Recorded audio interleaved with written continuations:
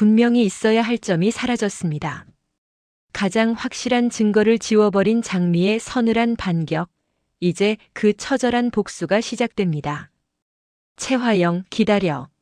내가 웃으며 저지른 그 악행들 나도 똑같이 웃으면서 돌려줄 테니까. 오늘 이야기 시작하기 전 구독과 좋아요 한 번씩만 눌러주세요. 병원 복도의 차가운 공기가 채화영의 날카로운 숨결을 따라 흩어집니다. 그녀의 시선은 침대 위에서 사경을 헤매는 환자의 귀 뒷머리에 고정되어 있습니다. 30년 전 자신이 설계한 이 가짜 제국이 흔들리고 있다는 불안감이 그녀의 손끝을 타고 흐릅니다. 채화영은 이강혁에게 설인의 행방을 묻습니다. 이강혁은 좀 전까지 강 본부장과 회의 중이었다는 사실을 보고하지만 채화영의 머릿속은 오직 하나 누워있는 오장미의 정체를 확인해야 한다는 강박뿐입니다. 그녀는 이강혁을 뒤로하고 홀로 병실 안으로 미끄러지듯 들어갑니다. 산소호흡기 소리만 흐르는 병실에서 채화영은 환자의 머리맡에 섭니다. 그녀는 환자의 머리카락을 걷어 올리고 귀 뒤를 살핍니다. 하지만 있어야 할 점은 보이지 않습니다. 매끄러운 피부를 확인한 채화영의 눈동자가 세차게 흔들립니다. 설인이라면 반드시 있어야 할 선명한 점이 있어야 할 자리는 매끄러운 피부뿐입니다. 분명히 있어야 할 증거가 사라진 허망한 공간을 보며 채화영이 당혹감에 굳어버린 바로 그 찰나에 병실 문이 열리며 강백호가 들어섭니다. 대표님. 정적을 깨고 들려온 백호의 목소리에 채화영은 소스라치게 놀라며 손을 거둡니다. 그녀는 순식간에 당황을 지우려 애쓰며 몸을 돌립니다. 그러나 강백호는 이미 채화영의 흔들리는 눈빛을 포착한 뒤입니다. 백호는 채화영 대표님이 여긴 어쩐 일이십니까? 하고 묻습니다. 어떤 상황에서도 완벽한 안면 몰수가 가능했던 그녀답게 얼굴에는 어느새 오장미를 진심으로 걱정하는 자애로운 대표의 가면이 씌워져 있습니다. 채화영은 오장미의 상태가 걱정되어 들렀다며 서둘러 자애로운 미소를 꺼내 들지만 떨리는 음성까지는 감추지 못합니다. 강백호는 병실을 찾은 채화영의 의도를 뚫어지게 응시합니다. 이강혁이 황급히 곁으로 다가와 담당 의사를 만나고 오는 길이라며 말을 보탭니다. 채화영은 이강혁의 보고를 빌미로 자신이 이곳에 온 정당성을 강조하며 오장미를 아끼는 마음을 내비칩니다. 이때 진홍주가 툭 던진 한마디가 채화영의 심장에 날카로운 쐐기를 박습니다. 강백호의 부탁으로 마 실장이 이곳으로 오기로 했다는 소식이었습니다. 진홍주는 이 사실이 채화영에게 어떤 공포로 다가갈지 전혀 모른 채 그저 정보만 전달했을 뿐이지만 설인이 이곳으로 오고 있다는 소식에 채화영은 표정 관리에 실패합니다. 그녀는 급히 휴대폰을 꺼내 전화를 걸어보지만 자신의 전화를 받지 않던 딸이 강백호와 연락하며 이 병원을 향하고 있다는 사실은 채화영의 평정심을 완전히 무너뜨며 그녀에게 큰 위기감을 줍니다. 채화영은 휴대폰을 쥔 손에 힘을 주며 채화영은 강백호를 향해 히스테릭한 반응을 쏟아냅니다. 설인의 회복을 핑계로 사고에 대해 함구할 것을 강요하며 그녀가 지키고자 했던 모든 추악한 진실을 트라우마라는 단어 뒤로 숨기려 합니다. 하지만 강백호는 흔들림이 없습니다. 이게 그렇게 민감하게 반응할 일인가요? 라며 대표님 사고 조사가 트라우마를 건드리는 게 아니라 혹시라도 밝혀지면 안 되는 진실을 건드릴까봐. 그래서 이렇게 화가 나시는 건 아닙니까? 백호의 질문은 채화영의 가슴에 날카로운 비수로 심장을 정통으로 찌릅니다. 채화영은 더 이상 이 자리를 견디지 못하고 도망치듯 회복도 안 된 우린 설인이 만날 생각하지 마세요 하며 병실을 빠져나갑니다. 복도를 가로지르는 그녀의 뒷모습에는 당황스러운 진실에 대한 공포 분노가 뒤섞여 짙게 깔려 있습니다. 그때 복도 건너편 모퉁이에 짙은 그늘 속에 장미가 멈춰 서 있습니다. 그녀는 채화영이 이강혁을 거칠게 채근하며 엘리베이터 쪽으로 사라지는 것을 무거운 침묵 속에서 지켜봅니다. 최화영이 확인하려던 그 점의 비밀을 자신이 어떻게 비틀었는지 장미는 서늘한 침묵 속에서 승리를 확신합니다. 최화영이 남기고 간 서늘한 의심의 잔상이 복도를 메울 때 장미는 그늘진 모퉁이에서 숨을 고릅니다. 그녀의 시선은 멀어지는 최화영과 이강혁의 뒷모습에 머뭅니다. 최화영이 확인하려던 그 점의 부재는 우연이 아니었습니다. 장미는 직감했습니다. 최화영의 독한 의심이 조만간 이 병실의 빗장을 열고 서린의 귀 뒤를 파헤치려 들 것이라는 사실을요. 그래서 장미는 최화영이 오기 전 미리 병원으로 달려가 치밀한 작업을 마쳤습니다. 자신의 귀 뒤에는 서린과 똑같은 위치에 선명한 점을 새로 만들고 누워있는 서린의 귀 뒤에 있던 진짜 점은 완벽하게 지워버린 것입니다.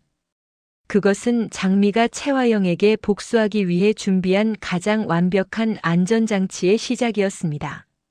최화영이 병실에 들어서기 불과 몇 분 전, 장미는 소리 없이 병실 안으로 스며들었습니다.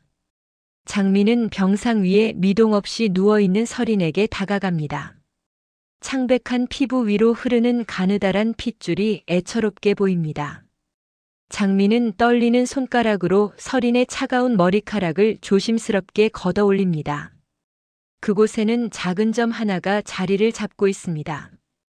이 점 하나가 최화영에게는 안심의 열쇠이자 장미에게는 복수의 단초가 될 터였습니다. 장미의 손에는 특수 분장용 컨실러와 미세한 실리콘 패치가 들려 있었습니다.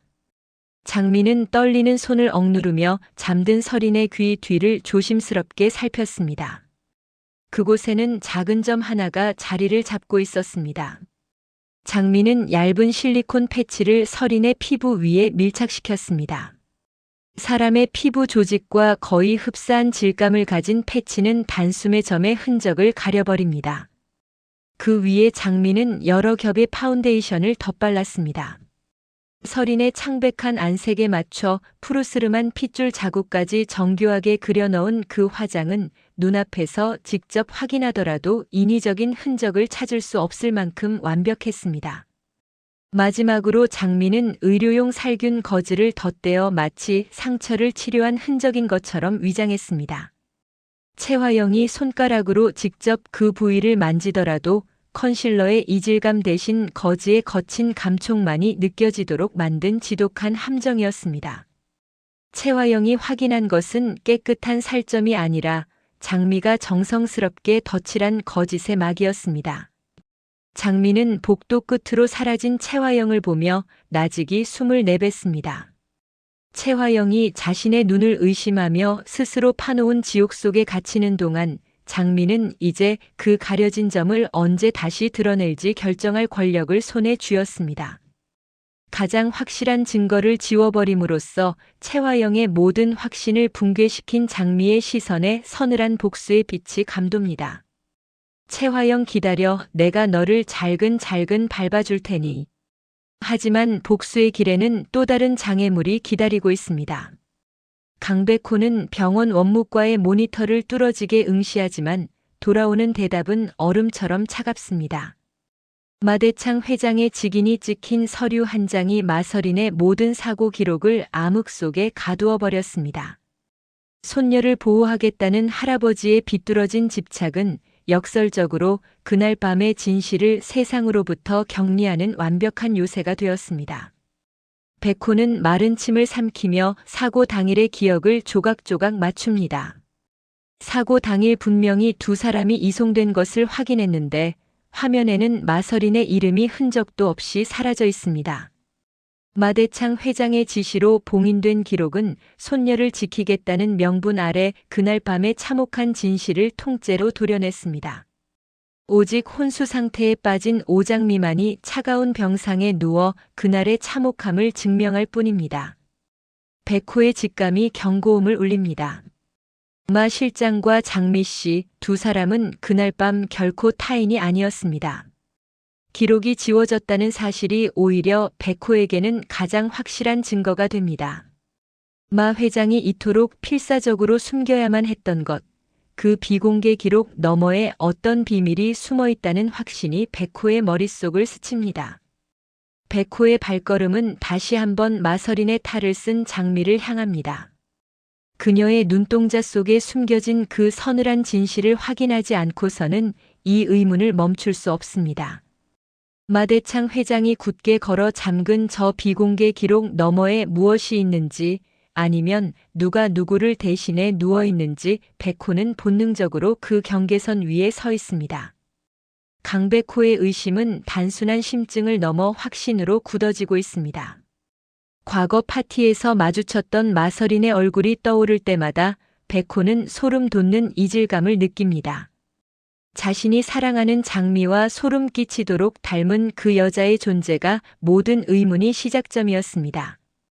백호는 지난 한 달간 벌어진 일들의 퍼즐을 맞추어 봅니다. 오복길이 최화영 대표를 만나기 위해 드림호텔을 찾은 직후 의문이 사고로 세상을 떠났고, 뒤이어 장미마저 교통사고를 당해 지금까지 의식을 회복하지 못하고 있는 상황은 결코 우연의 산물일 리 없습니다. 백호는 이 두 사건이 최화영이라는 인물을 중심으로 정교하게 설계된 범죄라고 믿고 있습니다. 진실을 확인하기 위해 최화영에게 사고 당시의 CCTV 영상을 간곡히 요청했지만 돌아온 것은 책임지고 알아보겠다는 공허한 약속뿐이었습니다. 아무런 후속 조치도 취해지지 않은 채 시간만 흐르는 사이 마서린 실장을 만나게 해달라는 요청마저 안정을 취해야 한다는 핑계로 단칼에 거절당했습니다.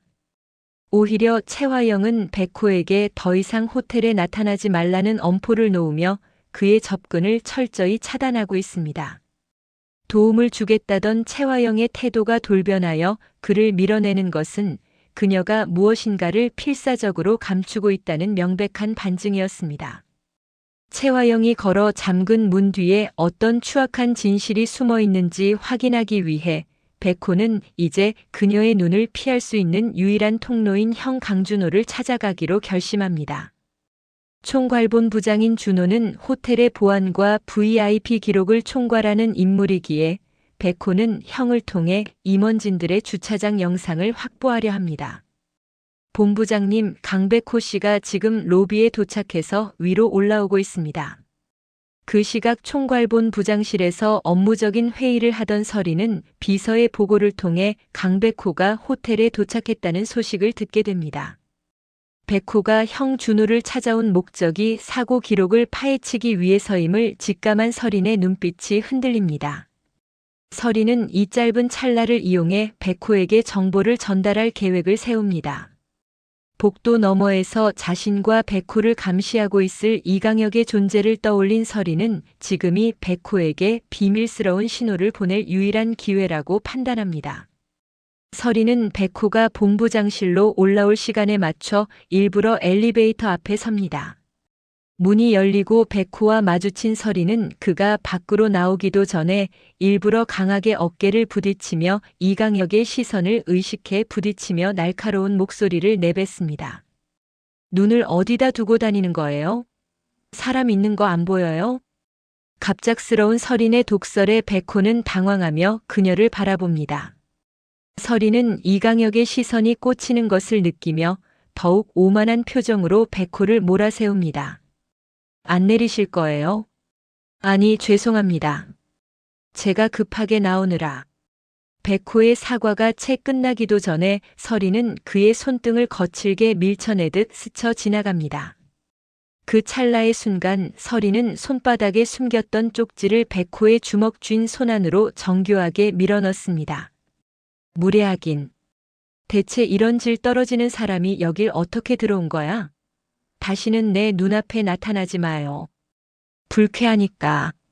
서린은 불쾌하다는 듯 차가운 경고를 남기고 멀어지지만 손바닥에서 느껴지는 종이의 감촉에 곧바로 상황을 파악합니다. 백호는 손바닥에 쥐어진 메모를 움켜쥐며 그녀의 독설이 최화영을 속이기 위한 연기였음을 확신합니다. 복도 모퉁이를 돌며 서린은 멀리서 자신과 백호를 감시하는 이강혁의 그림자를 확인하고 나직이 숨을 내뱉습니다. 이제 백호는 서린이 보낸 전원을 통해 최화영이 은폐하려던 사고의 진실에 한 발짝 더 다가가게 됩니다. 백호는 준호의 사무실로 향하기 전 복도 끝 화장실로 들어가 문을 잠급니다. 떨리는 손으로 서린이 건넨 쪽지를 펼칩니다. 쪽지에는 짧지만 강렬한 문장이 적혀 있습니다. 할아버지의 금고 그리고 주차장 B구역 7번 기둥 CCTV. 백호는 서린이 왜 그토록 날카롭게 자신을 밀어냈는지, 그리고 그녀가 지금 이 호텔 안에서 어떤 위험한 줄타기를 하고 있는지 깨닫습니다. 서린은 이미 최화영의 감시망을 뚫고 백호에게 가장 확실한 단서를 던진 것입니다. 백호는 쪽지를 잘게 찢어 변기에 흘려보내고 다시 표정을 가다듬습니다. 그는 준호의 사무실 문을 두드립니다. 준호는 여느 때와 다름없이 완벽한 수트 차림으로 차트를 보고 있습니다. 준호는 어쩐 일이냐며 묻습니다. 백호는 형에게 단도직입적으로 말합니다. 오복길 씨 사고 날 최화영 대표와 함께 주차장으로 내려간 인물들의 명단과 보안 영상을 보고 싶다고요. 형, 마 회장님 집무실 보안 등급, 형 권한으로 어디까지 들어갈 수 있어? 나 주차장 B구역 영상 꼭 봐야겠어. 조작된 거 말고 백업된 원본 말이야. 주차장 B구역 7번 기둥 CCTV. 그거 형 권한으로 열 수 있지? 준호의 미간이 좁아집니다. 마 회장님이 사고 관련 모든 데이터는 보안 등급을 최상위로 올리셨어. 그룹 주가랑 마 실장 신변 보호 때문이야. 내가 총괄본부장이라도 그건 함부로 못 건드려. 이건 마 회장님이 직접 관리하는 보안 사항이라며 준호가 거절하려 하자 백호는 형의 눈을 똑바로 응시하며 차분하지만 단호한 목소리로 말합니다. 회장님이 덮으신 건 마서린 실장의 사고의 기록이지 오복길 씨가 돌아가신 그날의 진실이 아니야. 최화영 대표가 그 뒤에 숨어서 뭘 조작했는지 형도 궁금하지 않아? 7번 기둥. 거긴 사각지대라고 알려졌지만 실제론 백업 라인이 따로 돌아가는 곳이잖아. 준호의 눈빛이 흔들립니다. 백호가 호텔 내부의 극비 보안 사안까지 알고 있다는 사실에 놀란 기색입니다. 백호는 형의 눈을 똑바로 응시하며 쐐기를 박습니다. 형, 이건 단순한 사고가 아니야. 장미 씨가 저렇게 누워있는 이유, 난 꼭 찾아야 해. 형이 그랬잖아. 같은 날 마서린 실장도 사고가 났다고 같은 사고 아니냐고 나한테 말했었잖아. 한 달 전 오복길 씨가 최화영 대표를 만나러 간다고 하고 여기 왔다가 외곽에서 우리 아버지 차에 치여서 죽었어. 오복길 씨가 주차장으로 내려간 그날의 보안 영상을 보고 싶어. 대체 무슨 일이 있었길래 그날 사고를 당하신 건지. 그리고 왜 장미 씨마저 사고가 나서 병원에 누워 있는지 이 두 사건은 분명히 연결되어 있어. 마서린 실장의 사고도 연결이 되어 있고. 준호는 동생의 간절한 눈빛에서 심상치 않은 기운을 읽어냅니다. 한참을 침묵하던 준호는 결국 공식적인 보안 서버를 우회하여 오직 본부장 터미널로만 접근 가능한 비밀 백업 서버에 접속합니다. 최화영이 이강혁을 통해 모든 기록을 지워버린 그날의 사건 기록들 사이에서 최화영이 미처 손대지 못한 사각지대의 원본 영상이 준호의 손끝에서 복원됩니다. 백호의 눈이 사고 당일 주차장 B구역 영상을 향해 좁혀집니다. 화면 속에는 한 달 전 최화영을 만나기 위해 호텔을 찾았던 오복길 씨의 마지막 모습이 선명하게 떠오릅니다. 오복길은 이강혁과 누군가가 이야기하는 걸 기둥 뒤에 숨어 지켜보고 있었습니다. 그리고 조금 뒤 최화영과 격렬한 언쟁을 벌이다 쓰러지는 장면이었습니다. 사고 직후 오복길이 바닥에 쓰러져 신음하는 사이 이강혁은 망설임 없이 주차되어 있던 오복길 차량의 블랙박스 메모리 칩을 뽑아 자신의 주머니에 챙깁니다. 이어 오복길의 손에 들려있던 핸드폰을 빼앗아 대기하고 있던 최화영에게 전달합니다. 최화영은 핸드폰을 확인하고는 차갑게 가라앉은 눈빛으로 쓰러진 오복길을 내려다 보고 있고 이강혁이 뒤이어 차량을 가져와 트렁크에 오복길을 싣고 현장을 떠납니다. 영상을 지켜보던 백호의 호흡이 거칠어집니다. 형, 저거 봐. 오복길 씨, 저기서 이미 정신을 잃었어. 이강혁이 트렁크에 실어서 나갔다고. 그런데 왜 아버지가 외곽도로에서 오복길 씨를 차로 사고를 내서 오복길 씨가 돌아가신 거지? 그 일 때문에 태평인의 가족과 사이도 틀어지고 장미 씨를 볼 때마다 내가 얼마나 미안한 마음으로 대하는데. 장미 씨 아버님 돌아가신 일이 의심 가는 부분이 많다고 그 일 더 조사한다고 하니까. 난 형한테 아버지 마음 아프게 한다며 맞기까지 했다고. 준호 역시 화면을 응시하는 눈동자가 심하게 흔들립니다. 주차장에서 실려나간 사람이 왜 하필 아버지 차에 치인 거야? 이건 사고가 아니야. 채화영이 아버지를 가해자로 만든 거야. 이미 죽었거나 죽어가는 사람을 아버지 차 앞에 던져놓고 아버지가 죽인 것처럼 꾸민 거라고. 준호는 대답 대신 마른 침을 삼킵니다. 평생을 강단에서 보낸 청렴한 교수가 한순간에 뺑소니 가해자가 되어 무너졌던 그날. 하지만 영상 속 진실은 아버지가 가해자가 아니라 채화영이 설계한 살인극의 마지막 퍼즐로 이용당했음을 말해주고 있습니다. 준호는 떨리는 손을 감추려 책상 아래에서 주먹을 꽉 쥡니다. 그는 아무 말 없이 모니터를 끄고 본부장 전용 서버에서 해당 영상을 추출해 USB에 담습니다. 그리고는 흔적을 남길 만한 모든 기록을 완벽하게 말소합니다. 이 사실이 채화영이나 이강혁의 귀에 들어가는 순간 이 증거는 영원히 사라질 것임을 누구보다 잘 알기 때문입니다. 준호는 USB를 백호의 손에 꽉 쥐어줍니다. 그의 목소리는 낮고 낮게 깔립니다. 가져가라. 가서 아버지가 왜 거기 있었는지, 채화영이 왜 우리 아버지를 선택했는지 전부 다 파헤쳐. 이 일로 다시는 내 방에 오지 마. 채화영 그 여자가 내가 내 방에 드나드는 거 알면 어떤 짓을 할지 모르니까. 백호는 손바닥을 파고드는 USB의 감촉과 함께 형의 눈에 서린 핏발을 마주합니다. 그런 끔찍한 짓을 저지르고도 얼굴을 들고 살아가는 채화영이 끔찍했고 강준호 자신은 그 조작된 진실에 속아 진실을 쫓던 동생에게 주먹질을 하며 탓했다는 스스로에 대한 분노가 사무쳤습니다. 백호는 아버지를 범죄자로 만들고 왜 장미 씨 아버님 오복길 씨가 죽었는지, 그리고 장미 씨와 마서린 실장이 왜 한나란 씨의 사고를 당해야 했는지, 채화영의 만행에 끓어오르는 사리를 억누르며 빠른 걸음으로 본부장실을 빠져나옵니다. 백호는 이 끔찍한 사실을 가슴에 품고 채화영이 쳐놓은 덫의 실체가 무엇인지, 그리고 그 덫에 걸려 파괴된 아버지와 장미의 삶을 되찾기 위해 거친 폭풍 속으로 뛰어들 준비를 마쳤습니다. 장미의 시선이 서린의 화장대 위 립스틱들을 훑습니다. 손끝이 수십 개의 화장품 사이에서 유독 화려하게 빛나는 보석이 박힌 금색 립스틱을 스칩니다. 장미는 그것을 잠시 집어들었다가 아무 생각 없이 다시 꽂아둡니다. 채화영의 죄를 증명할 결정적인 한마디. 서린이가 분명히 채화영의 목줄을 쥘 수 있는 녹취를 담아 USB를 숨겨놨다고 했는데 장미는 그게 이 보석 박힌 립스틱일 거라고는 상상조차 못합니다. 오복기를 없앴으니 이제 오장미만 처리하면 된다는 그 끔찍한 자백이 담긴 물건을 손에 쥐고도 장미는 초조하게 화장대 서랍만 뒤질 뿐입니다.